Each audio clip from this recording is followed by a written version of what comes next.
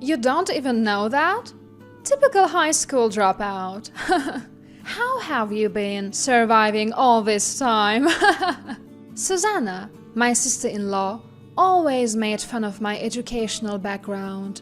She seemed to think that education was the most important thing in life, ignoring the fact that there are many other important aspects. My name is Rosalind, and I'm a 28-year-old CEO of an IT company. I met my husband, Clifton, through work, and we eventually got married. We currently rent a condo and live together. We both have incomes, so whoever can do the housework does it. However, I rarely have days off and usually get home late, so Clifton ends up doing most of the housework. Despite his own busy schedule, he never complains and takes care of everything. He never gets mad at me for focusing on my job and always encourages me, saying, "I'm rooting for you." I felt blessed to be married to someone like Clifton. Life with Clifton was comfortable and peaceful. The only issue was Susanna, my sister-in-law. When I first met her after getting engaged to Clifton, I greeted her, "Nice to meet you, Susanna. I'm Rosalind. Looking forward to getting to know you." Her immediate response was, "What's your highest level of education?" I was taken aback. Was that really the first thing to ask? I was annoyed but didn't want to make a scene at our first meeting, so I answered honestly. I dropped out. Upon hearing this, Susanna burst into laughter. A dropout? Why would my brother marry someone so dumb? You should definitely reconsider. She said this right in front of me. Susanna, what are you saying? Education has nothing to do with marriage. Clifton quickly retorted. We are an elite family, you know. It's unacceptable for the eldest son's wife to be dumb. Maybe you should rethink this, bro, huh? It was true. Clifton's parents were well-educated and wealthy, and both he and Susanna had graduated from prestigious universities. Susanna, cut it out. Rosalind built her own company from scratch. Are you still going to talk about education?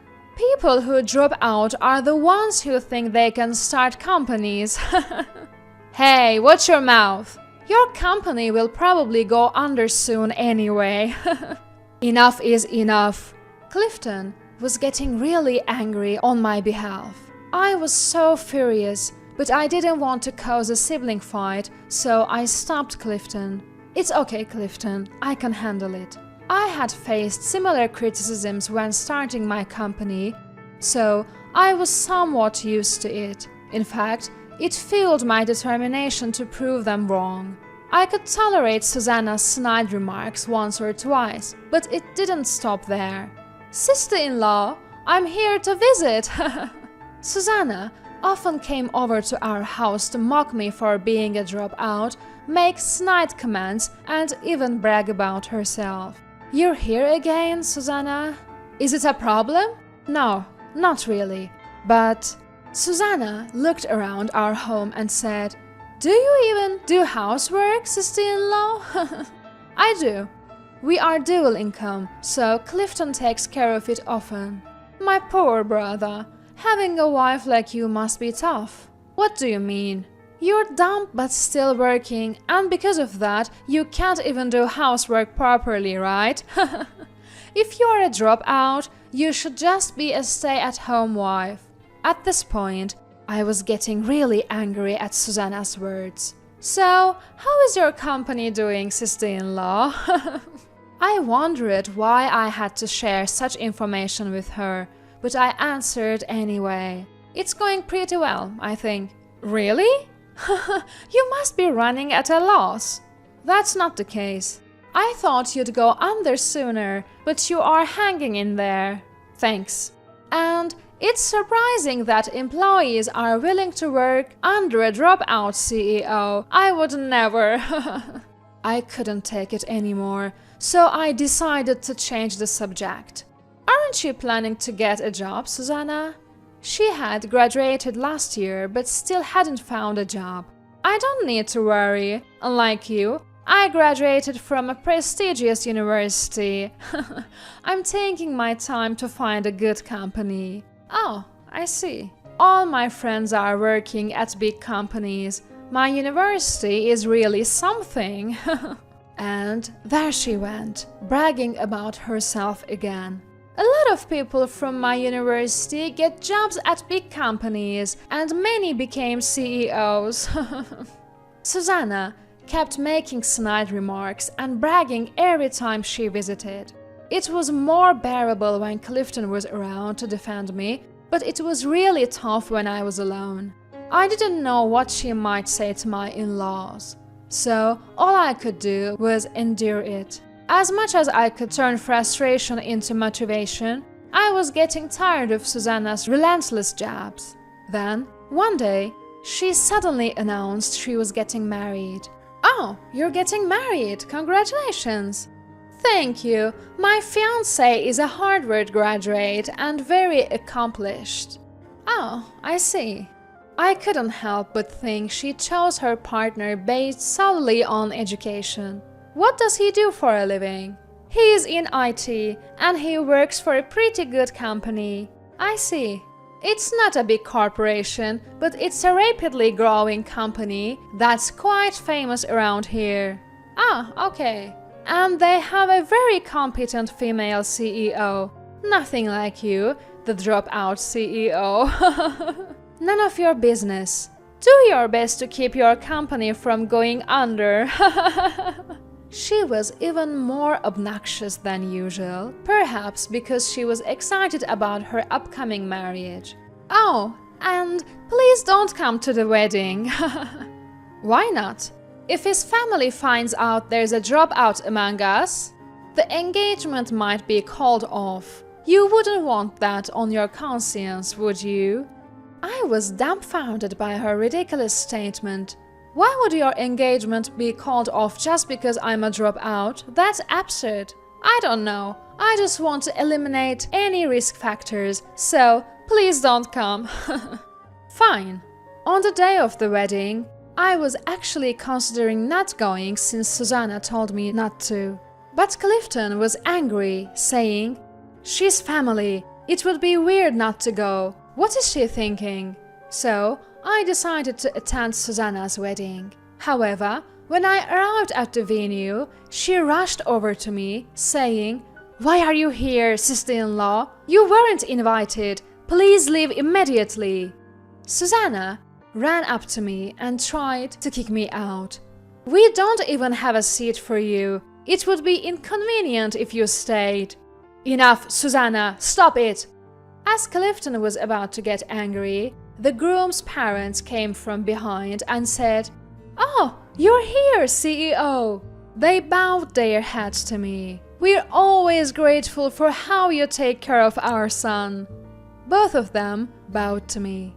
No, the pleasure is mine. Congratulations on this occasion." Susanna looked stunned at the exchange between me and the groom's parents.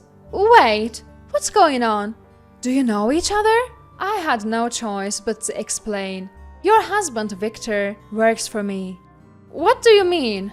Whether she didn't want to believe it or was just too shocked to understand, Susanna seemed clueless. "So, I'm the CEO of the company where Victor works." "The competent female CEO you were talking about? That's me." "What? No way!" Finally, grasping the situation, Susanna was visibly flustered. "That's a lie! There's no way!" "It's not a lie. Victor told me about the engagement recently. It's a small world." "I don't believe you." Susanna didn't want to accept this fact and stubbornly refused to believe it. Just then, Victor arrived. "What's going on?" He seemed to have rushed over, sensing some sort of commotion. "Nothing, it's fine." I decided to brush it off, not wanting to make a scene. "Anyway, thank you for coming, boss." Victor bowed deeply to me. "Of course, I am happy to attend your wedding, Victor." "That's it." Hearing Victor call me boss, Susanna finally seemed to believe it. She was at a loss for words. "Your seat is prepared over there, boss." "Thank you." It turned out Victor had prepared a seat for me, even though Susanna hadn't. I wasn't invited by you, but I was by Victor. For the rest of the wedding, Susanna's face was tense. She even tripped while walking down the aisle, making for an awkward scene. Victor was also upset with her, saying, "What's gotten into you today?" I couldn't help but laugh at Susanna's sudden change in attitude. "I'm sorry for the terrible things I've said before, but I've always thought you were amazing, sister-in-law."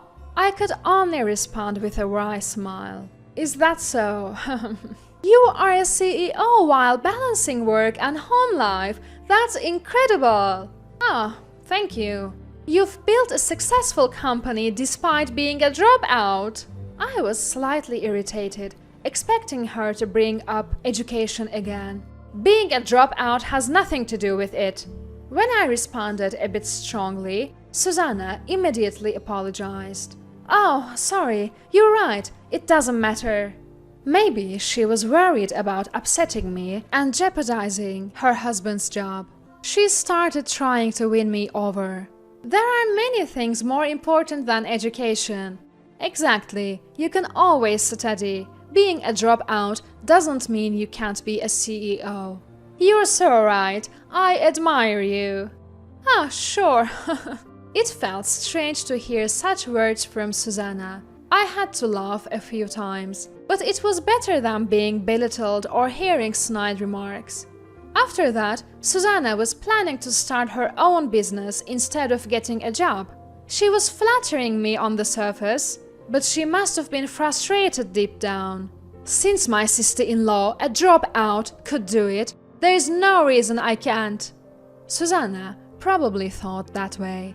But she gave up on her business venture within a few months. "So, you tried starting a business? How'd it go?" I deliberately asked Susanna after hearing from Clifton that she had given up. "Not so well." "Oh, really? I realized once again how amazing you are." "Good to hear." Susanna was smiling and talking cheerfully, but her expression was tense. She must have been quite frustrated. She then tried to find a regular job, but had no luck. Then she said she wanted to join my company. "You want to work at my company?" "Yes, please." She probably thought she'd get hired easily through connections. "I've always wanted to work here." She even told such an obvious lie. "Weren't you the one who said you didn't want to work under a dropout CEO?" When I said that, she tried to dodge. "Did I say that? Must have been my imagination." I wasn't going to forget that. At that point, I didn't want to work with her, but I decided to ask her some more questions. "So, what qualifications do you have, Susanna?"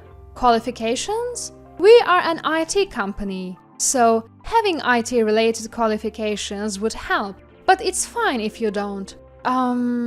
Not really." "Did you not get any qualifications in college?" "I have some, but..." The qualifications she got in college were trivial and easily obtainable by anyone. "So, what can you contribute to the company?" Nothing, really." I could see why she was having a hard time finding a job despite graduating from a prestigious university. "What did you study in college? Or did you just play around for 4 years?" "I was an excellent student." Being good at school doesn't mean you are good at work. Companies don't need people like that. I was just giving my opinion as a CEO, but Susanna got angry.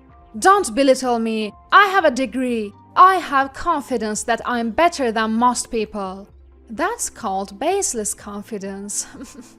We hire based on ability, not education. "Sorry, you're not a fit." "What? So we can't hire you?" "That's ridiculous! Why wouldn't you hire me?" She was furious, probably because she was rejected by a dropout like me. "It's fair. You've been rejected by every company you applied to, right?" "Well, that's... Victor is doing well. and we are paying him a decent salary. You could live on his income alone. Why not be a housewife? I can't believe this. Just give up on finding a job. After that, Susanna gave up on employment and became a housewife. Just like I suggested. But she couldn't cook or even do laundry.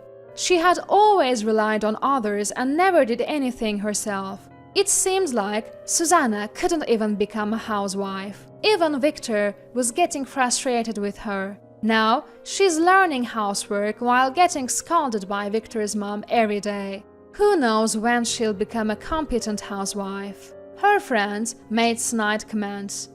You graduated from college but couldn't find a job and had to become a housewife? How embarrassing! It must have been a huge blow to her pride. She became quite depressed and lost her energy.